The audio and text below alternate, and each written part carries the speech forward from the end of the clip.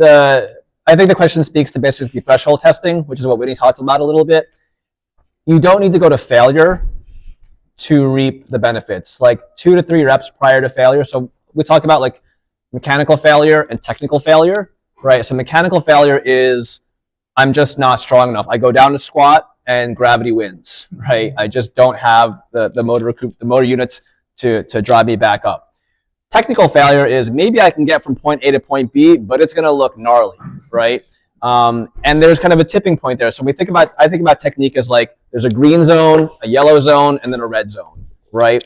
And you are more robust. We're all very robust, more robust than we think. And it doesn't need to be. I have, if I may say so, I have exquisite technique in what I do, right?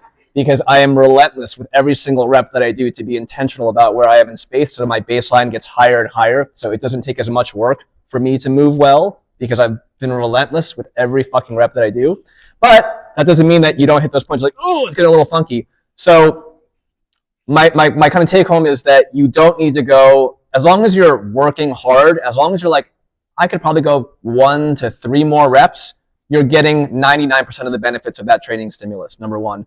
But number two, maybe it's not that it's just too heavy and I'm going to failure because I can't lift it anymore. But if I'm starting to lose position, that's when we go back to our charter, where I have to pull back on intensity and work a little bit more of consistency and technique. Maybe I do a drop set, and maybe I take 10 pounds off that bar for my next set, and I'm working just as hard, if not harder, but I'm not negotiating my technique fallout as much.